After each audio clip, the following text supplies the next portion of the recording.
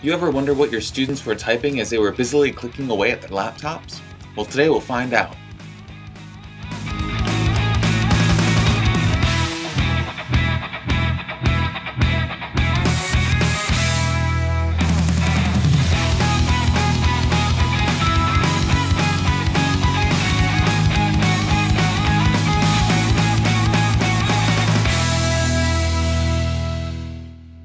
During my graduate career at the University of Buffalo in the anthropology program, I was occasionally invited to lead a classroom discussion.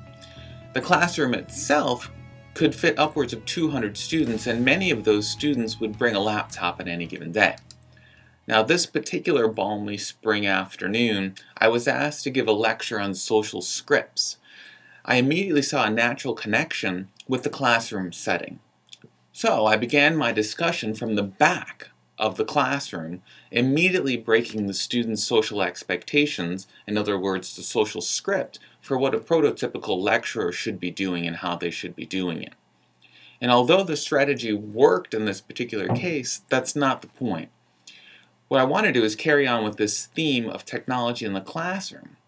And by that, I was struck by the number of students who brought laptops into the class. And mind you, this was about 6 years ago. And I was further struck by the percentage of those students who were updating their Facebook status, or checking last night's basketball scores, or sending and writing emails, or even browsing YouTube.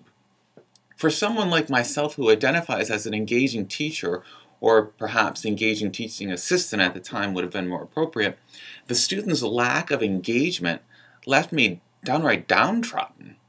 And it appears I'm not alone, because recently a St. John's University law professor had researchers look over the shoulders of students, and two University of Vermont business professors used computer software to monitor what students were doing on their laptops during lecture.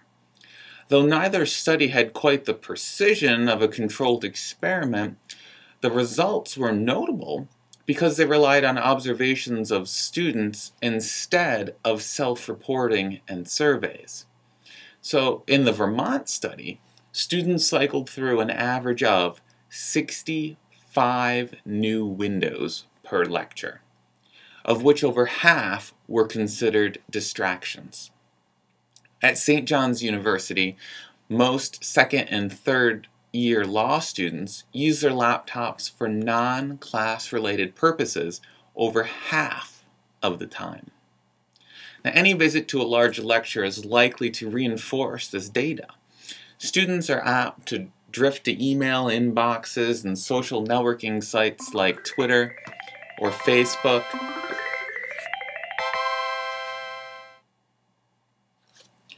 Students are likely to drift towards these social networking services like Twitter or Facebook.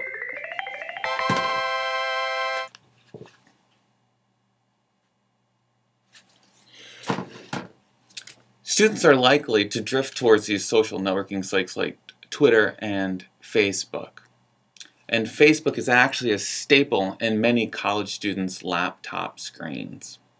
Many times, students will simply pull up Microsoft Word or PowerPoint to copy down bullets when the professor advances to the next slide, and then return to surfing the web.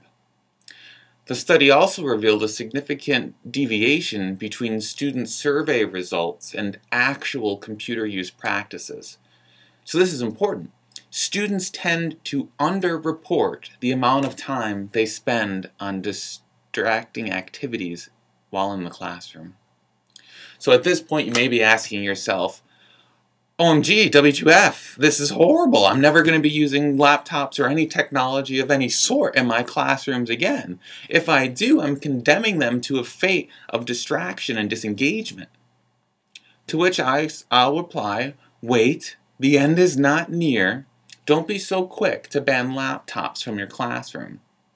I'm going to be discussing in my next video blog the consequences of laptops in the classroom, and I'm also going to be proposing a number of ideas that you can be using to engage students through their technology. I oftentimes have a conversation with a faculty member after a workshop, or while passing through the hall, that says, You know what, Matt? I think it's great that you're introducing all these different types of technology that I could bring into the classroom to foster conversations and learning. But I'm really concerned that I'm providing another distraction to my students. There's already the potential for daydreaming or text messaging, but now they can be doing Facebooking in class, and that really worries me.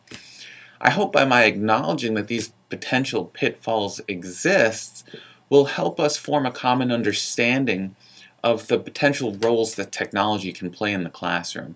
And as I stated, I do hope to explore the potential of laptops or mobile devices in the classroom and how you can really use those technologies to foster an environment of learning, of collaboration, and of a further understanding of the topics you're covering in your classroom.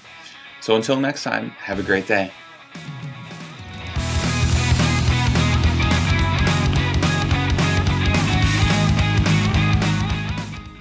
You ever wonder what your students were typing as they're busily? I think that's a word.